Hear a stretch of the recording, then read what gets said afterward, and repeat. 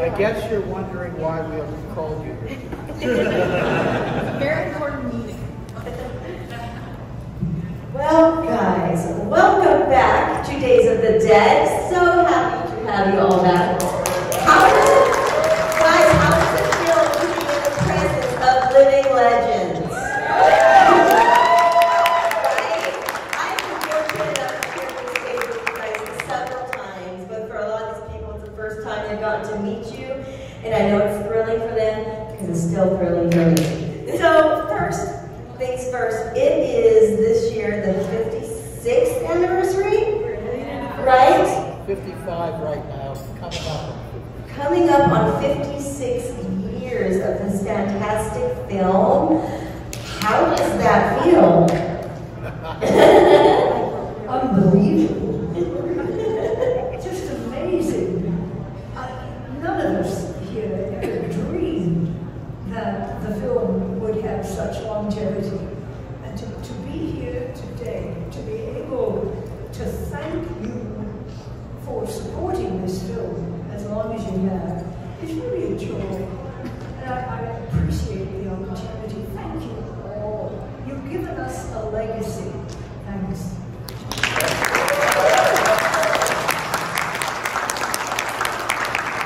So I would love each of you to tell me, how did you become involved in this film?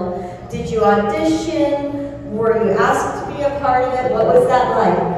I was actually told that I was going to be in it.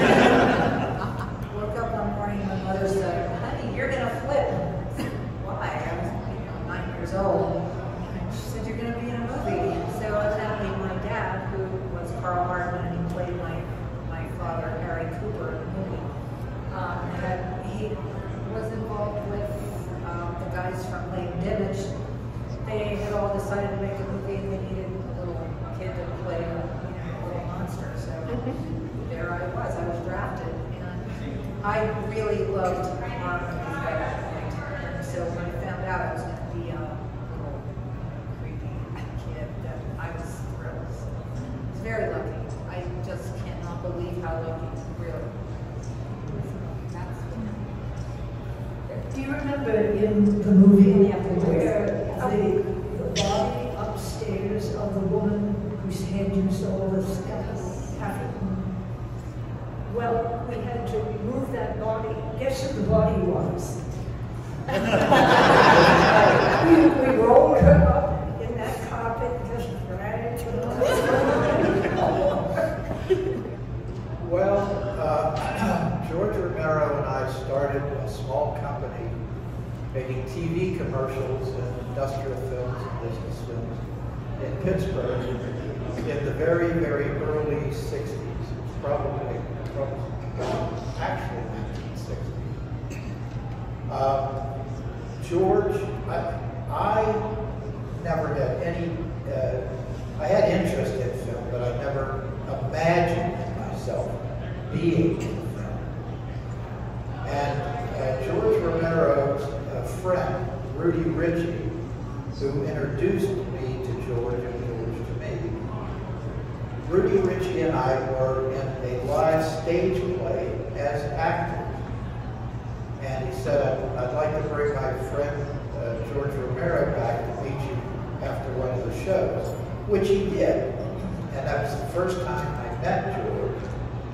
But I was kind of taken aback by the fact that George would buy into a character in this, just prior to meeting him. He was enamored of a movie by the name of, just flew out of my brain just right now. Last Man on Earth. What's that? The Last Man on Earth. No, it was not Last Man on Earth. It was the Mel Ferrer playing Cyrano de Bergerac. George, in his inimitable fashion, would once he bought into a character or a film or that kind of thing, he kind of would then mimic that character. So when he showed up to our performance that night at the Pittsburgh Playhouse. He showed up as Cyrano de Bergerac, replete with black silk cape with a red satin lining and spouting lines from Cyrano. And I thought, this guy's a little bit overboard, to say the least. And it turns out that he was just an absolutely charming man. His passion was movies and films, and we became very good friends starting that night. And a few months later, he called me and asked me if I would be interested in being in a movie, in a film that he was filming called Expostulations. And I thought, well, I've never done a film before, so I'll give it a try. That's how we all got started in the first place. And the commercial business that we started, surprisingly, mostly to us, was successful. It was it would be fair to call it avant-garde. There is nothing that was presented to us that we wouldn't try. And lo and behold, it kind of caught on. And a few years after doing that, the goal always was that we wanted to do what we called a real movie. We didn't know it was Night of the Living Dead at the time, but we knew we wanted to do something that people could go to the movie theater and watch. To us, that was a real movie. TV commercials, not so much.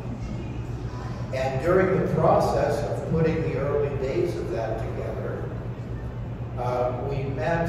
we knew that Carl Hardman and Marilyn Eastman, who had an audio production company that did primarily for audio what we were doing in film.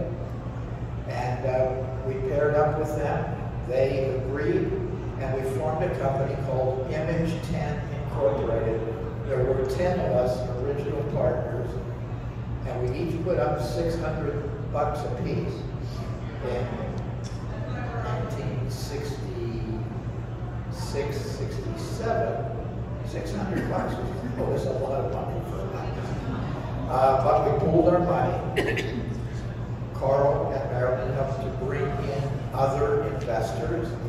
They brought in props, they brought in script ideas, they were complete collaboration partners, down to and including offering their daughter for the film. So, I'm sorry, correction, it was Carl's daughter. A good correction. They were an on-screen couple, but Conrad and Carl were separate from At any rate, the collaboration came together, and what we're sitting here talking about now, 55, almost 56 years later, is the result of that collaboration. If anyone is interested, we had absolutely no idea that you folks, and folks like you all around the world, would support Night of the Living Dead to the tune that you have. That's still around 55 years later. And that, as Judith said before, we have to congratulate you for that. We didn't do that. We made the best picture we could at the time on the budget that we had, but you all made it what it is today. You made it a classic.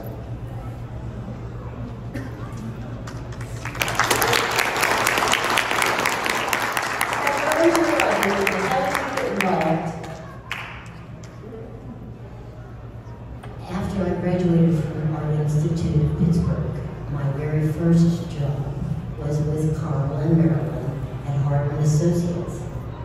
I was hired, I was standing at the bus stop one day and I had my portfolio with me, and I was approached by a young man and he said, "Do you do caricatures?" And I said that I did, which was true, I did. And he told me that he knew some people that really wanted to have caricatures done of everyone on their staff. And would I be interested in meeting with them? And we were scheduled to meet in the Brass Rail, which is a bar. And I went home and I talked with my parents about this. And they said, well, I think it'll be okay. So anyway, I met this young man, and I don't remember his name. He's really pivotal in the fact that I went on to become part of the Night of the Living Dead. But anyway, he took me to meet Carl and Marilyn, and Chuck Craig, and Frank Doe, and Jack Evans, Marshall Booth, everybody at Hardman Associates. And I did caricatures of each and every one of them, which I think Russ bought some of. I gave them to Judith, and I have 2 children together, Rachel and Justin. Not this Judith. And years later, the original caricatures that she did, I found at, I think it was at Carl and Marilyn, when Carl passed away, well no, he didn't pass away. They were doing some kind of an estate sale or something. That was right. That wasn't. And some of those items were being sold, and I thought, well, since Rachel and Justin's mother was the artist who did them, that I would get them and give them to her as an example of her artwork, and that's what we did. So, anyway, the kids have copies. They have the originals, and that's how I came to work for Carl and Marilyn. Time went on, it was a year or so later, maybe 2 years later, Russ and George approached me about going to work for Latent Image, which is what I did. It was time to move on, but I didn't burn any bridges. I really liked Carl and Marilyn and Frank and Jack and Marshall and everybody there. But it was time to move on. And it just so happened that at that time, the film was kind of in its very preliminary phases. And I became part of it. I just kind of walked into it. I don't really have any other word for it. I was a 20, 21-year-old girl, and my social life was paramount to me. And I don't think I told very many people that I was in the film. It wasn't something I was comfortable talking about, not for any reason other than just, I didn't want them to feel like I was someone special.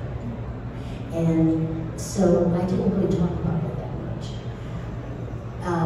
Of course, going along with this, there was a lot of publicity and newspaper articles and such that were about the film and my likeness and that sort of thing would be in some of these articles.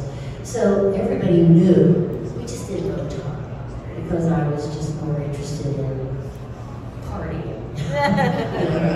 Being 21 years old? Yes, absolutely. So that's how I came to be part of Night of the Living Dead. It truly fell into my lap, really.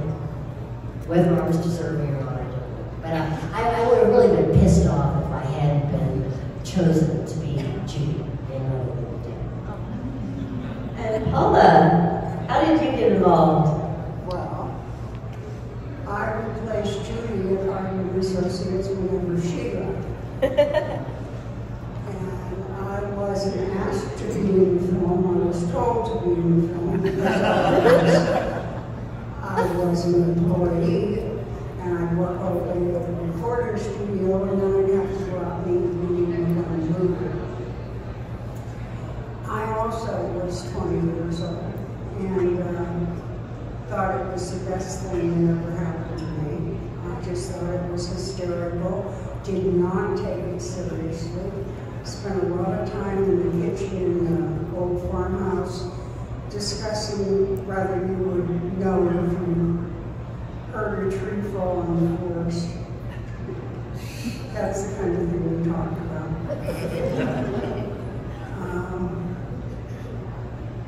I was going to say something and I forgot. Happens to me all of the time. I can't even remember when I walked into a room most of the time. Anyhow, that's how I got into it, was I was employed. No, let's hear your origin story. She wanted her friends and her social life. I couldn't have cared a twit about it because since I was this big, I wanted to be on the stage. I wanted entertainment so badly.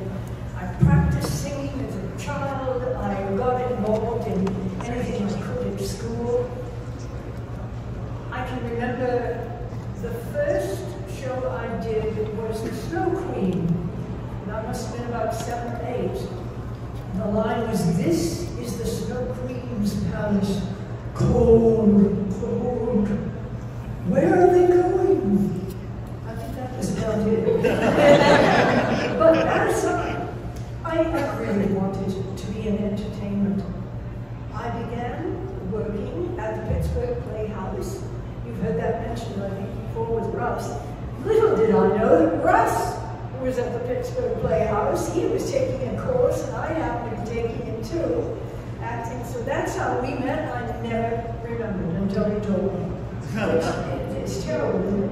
But I began my career there, continued all the way through high school working.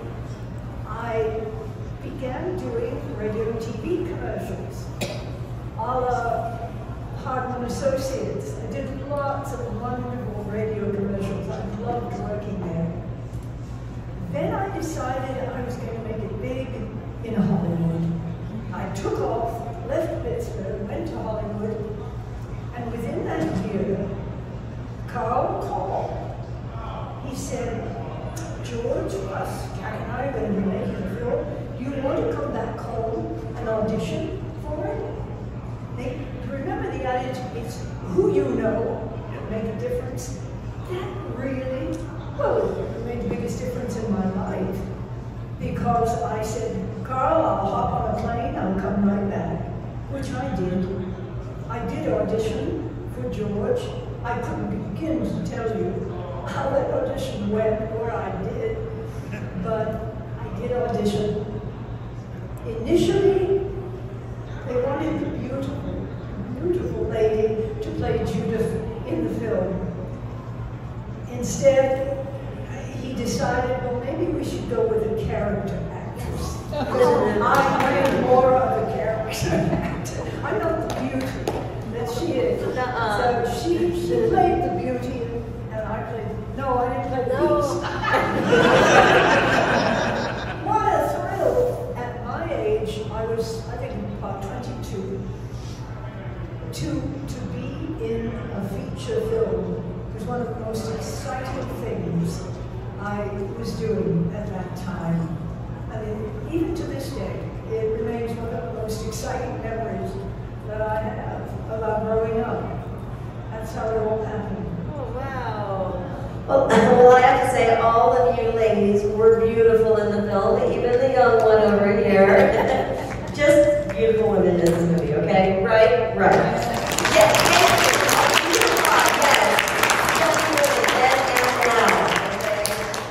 Do we have any audience questions? Yes. What is your favorite line from Night of the Living Dead, and how was it to work with such a master George favorite member? So, what was your favorite line in Night of the Living Dead, and what was it like working with George? I heard.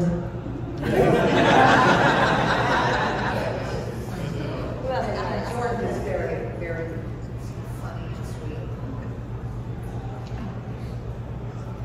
Well, when George and I worked together for all the years leading up to Night of the Living Dead, I didn't think of him as the famous George Romero. I thought of him as the guy who always, he smoked cigarettes a lot, and he put his cigarette butts in empty soft drink bottles that he had. And that was it was kind of a hallmark of his. And when my younger brother Gary came to work with us, one of his jobs was to empty the bottles out and take them back, and you got some kind of a few cent deposit if you took the bottles back. And Gary, because we were going through soft drinks like crazy, that's one of the ways that he supported himself was taking back the empty bottles.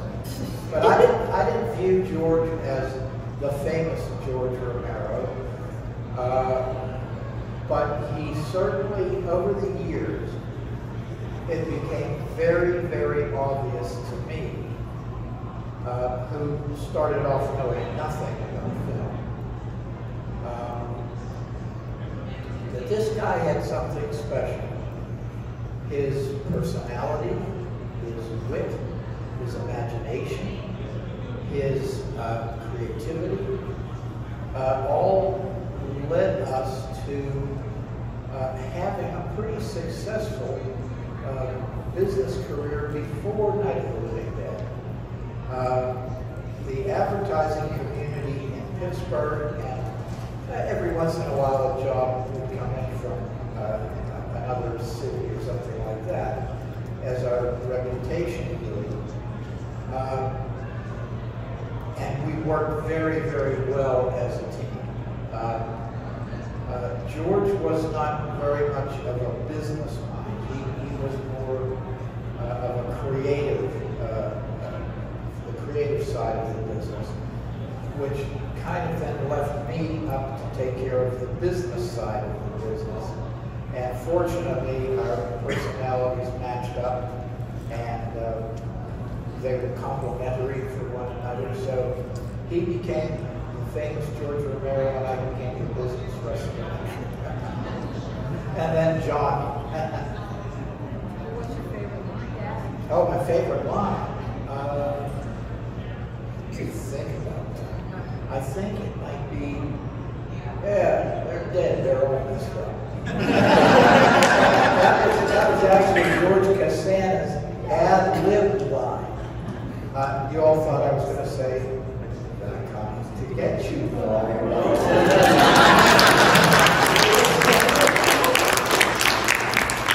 Stop it, Johnny. You're ignorant.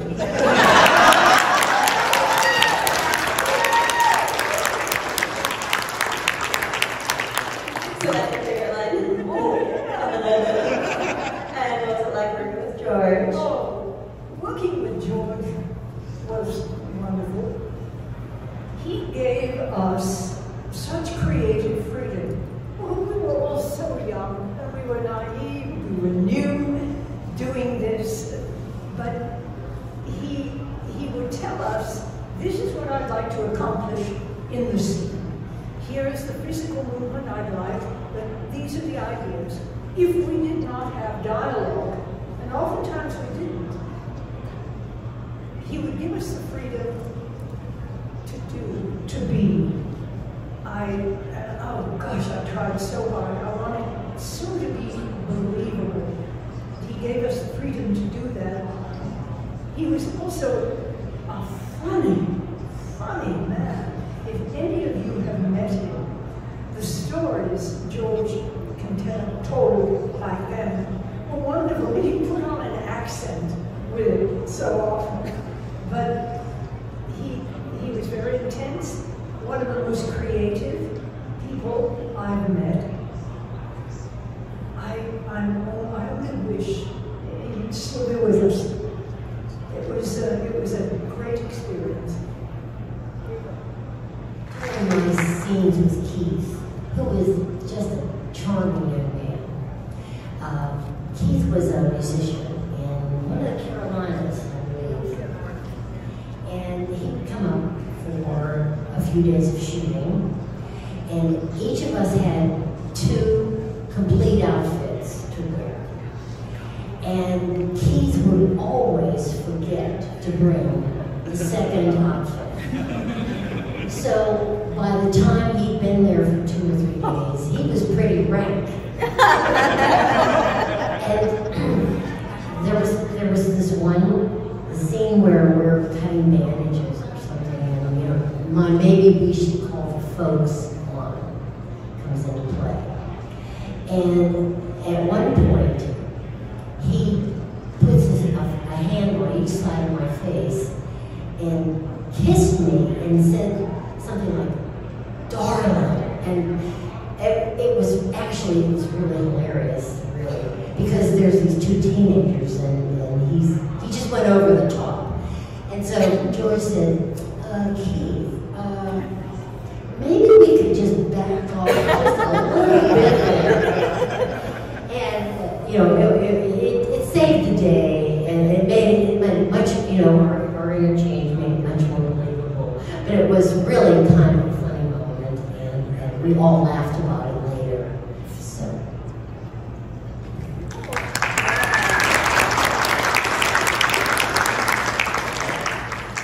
My line was, this just came in. I was a secretary on the TV screen when they were doing the newscast. And that was the only one I had, and they cut it.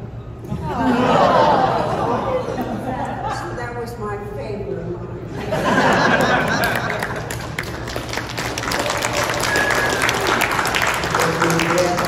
I'd like to add one more thing. This is real inside baseball for you, America. George was not a confrontational person at all. He hated confrontation.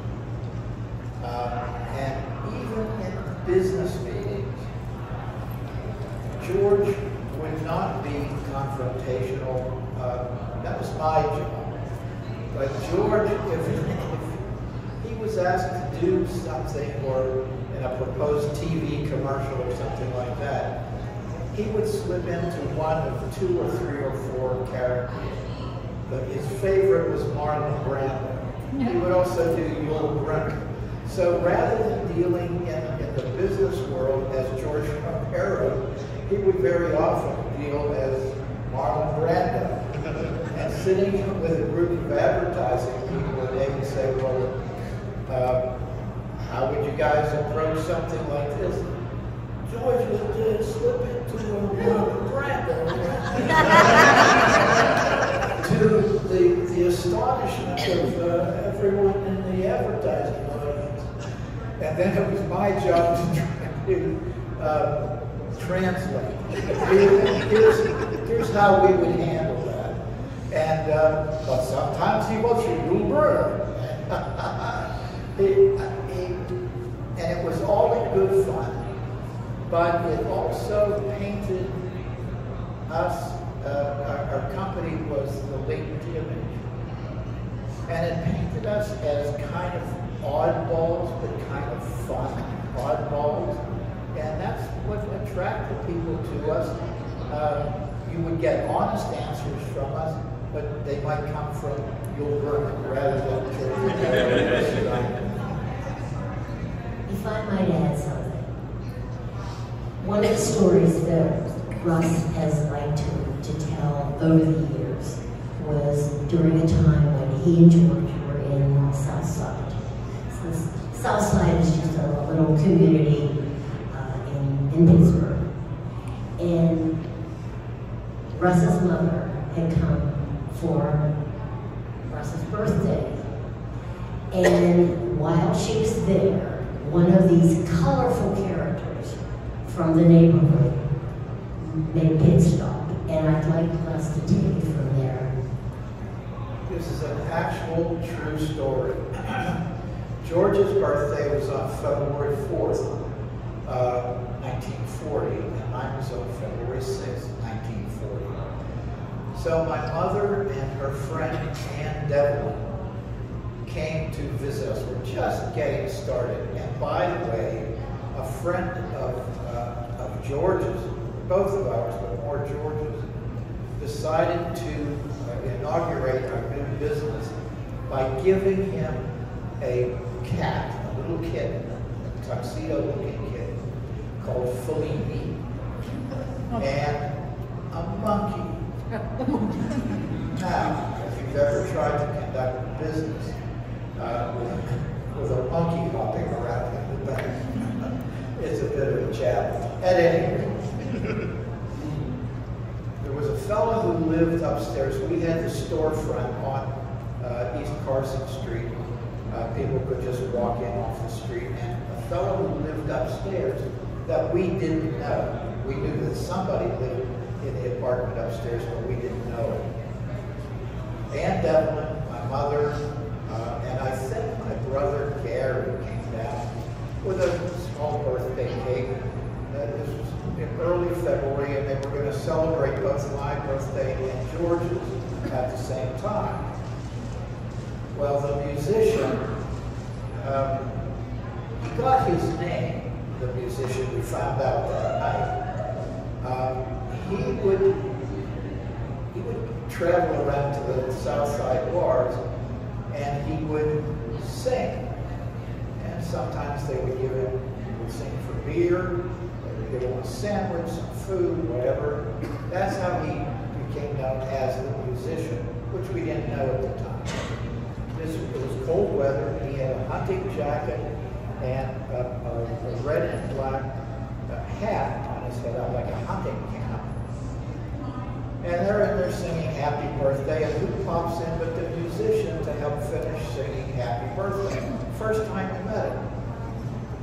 And he's loaded. So he finishes singing Happy Birthday, and we're all wondering, what's this guy's story? And he tells us about singing in bars and this and that and the other thing. And then he goes into a bit of a reminiscence about how tough the soldiers had it in the Second World War. There was no doubt they did. And then he went in part of his reverie into so tough that sometimes the soldiers had to eat out of their helmets. With that, he takes his hunting cap off, and it is filled with spaghetti and sauce. He takes his hat off to the horrification of my mother and Aunt Evelyn. She's coming down here. I'm like, oh, where are you? What kind of people are you living among? So if you can imagine someone coming in, taking their hat off, and it's filled with spaghetti with sauce. He told his story about the Second World War, put the hat back on, and went upstairs. And I don't think we ever saw him again. We weren't avoiding him. It just never came around. Absolute true story.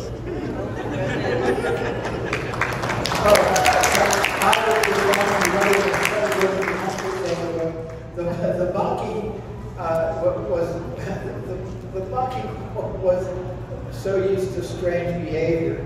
The monkey and the cat mostly just wrestled with one another, didn't pay any attention to them the rest of the time, as long as they were getting food and water. So when all the filming was done and you finally got to see your movie on the big screen, what would you say the scene scared you the most out of all? What scene scared you the most when you saw it on a big screen?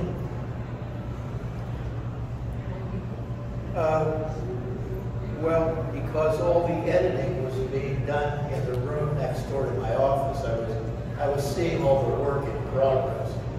But I have to say that the scene that resonated the most with me was Kyra's scene when she died in the basement, and her mother, her screen mother and her screen father came down to the basement, and they both met their demise by Kyra's hand. That was pretty terrifying.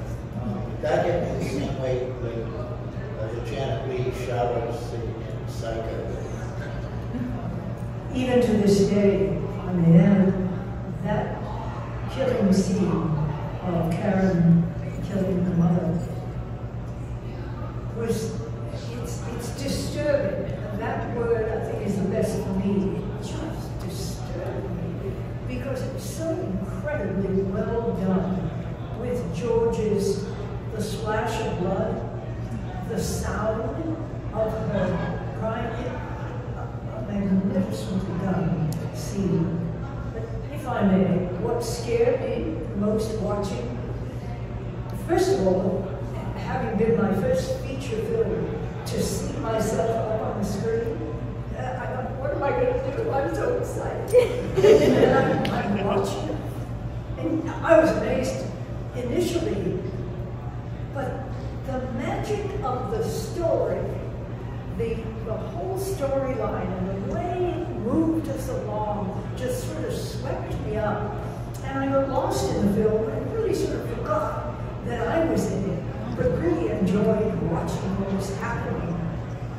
Most frightening scene, when he comes round with his glove, opens that door, takes me out amongst all those ghouls.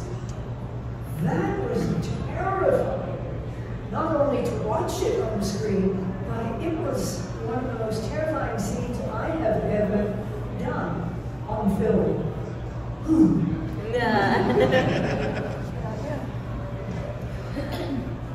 I'm not sure that any scene really scares me.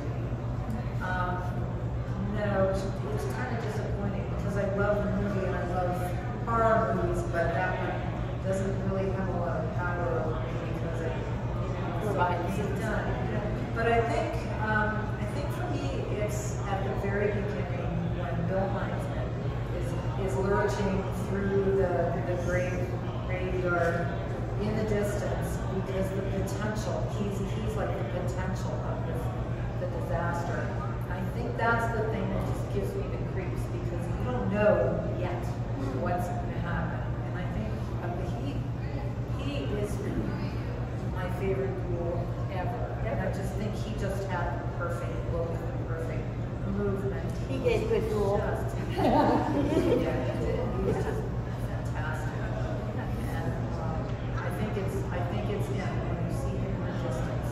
The first shots of him, creepy. Yeah, for sure. You have to understand that when you're living this on a day-to-day basis, it really isn't, for me, it wasn't frightening. It was just part of, it was what was supposed to happen, and you just accepted that. I did find, actually the night that Russ came to the door, and they had the final scene with Judy, with Mark, sorry. When the door opened and we saw him standing there was a lot of giggling. You know, we just thought he was over the top scared. He really was. And I would have been scared if he was about to cart me out into the backyard and, you know, have lunch on me, so to speak. But most of the really frightening moments in the film were a combination of the lighting, the sound effects, the editing. It was all really quite masterful, I thought. And I'm kind of very proud, actually, to be part of it. Not the editing, sound effects, that sort of thing. Just the whole legacy of what I love again. Like I said, I didn't take it seriously. I didn't take it seriously. And then when I saw the picture, it brought me up short, and I thought, what have I been doing for the last couple months to create this? You know, this is not what I thought it was going to be. I didn't think it was going to be much of anything. But what do I know at 20? But the thing that scared me the most was Kyra killing me. That was the most frightening thing. Got time for one more question, and you had one, sir? If you had to pick a name, the last name for yourself, what would it be? Oh, that's a good question. Yeah, I think it was kind of, it was never mentioned in the film, of course, but what was the name on the tombstone? It wasn't where. next to Blair. Oh, yeah. Oh. It was, and we tried to, believe it or not, we tried to avoid the names out of respect in the cemetery. But Blair is one that is very, very recognizable. But we did try to not show the Yeah, names. Cole. You said Cole. Yeah. What was it? It's Cole, right. Cole. So it would have been Johnny Cole. Smart mouth Johnny Cole. What last name would you really like if it's not Blair Cole? I guess Johnny Striker's too obvious. I want to be Irish. It would have to be something like Margaret O'Donnell. There you go. And yet we lived in a very Polish neighborhood. So I guess we should keep it Polish. Yes. Okay, so to wrap us up, I want to ask each of you, in honor of Dwayne, do you have any memories working or just visiting with Dwayne Jones in general? Well, speaking for myself, when we were introduced to Dwayne Jones by a mutual friend, two mutual friends actually, Betty Ellen Hoggy and Richard Ritchie. Dwayne was from Pittsburgh, a suburb of Pittsburgh, and he'd gone to the University of Pittsburgh, and then he went off to New York to make his mark as an actor. We didn't know him when he lived in Pittsburgh. He came back Easter weekend of 1967 to visit his family in Pittsburgh, suburb of Pittsburgh. And Betty Ellen and Richard Ritchie made arrangements with us. They knew George and me, and made arrangements for Dwayne to audition for this movie that we were soon to make. And originally, our friend Rudy Ritchie was supposed to play the character of Ben. But on that weekend, Easter weekend, 1967, when Dwayne did his interpretation of Ben, it was unanimous hands down that day that Dwayne had to be our Ben. He was more sensitive to the racial issues than we were.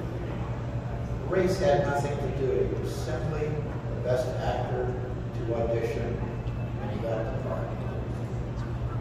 It was up for a black man.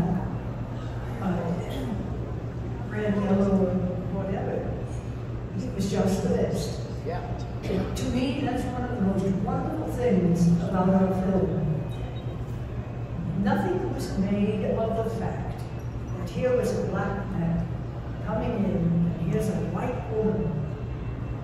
No one said anything about it. No one pointed to Dwayne, he was black. It was wonderful. I truly think that was groundbreaking. And to me, one of my favorite parts of what George did for that film. My memories of Dwayne were mostly just observing him.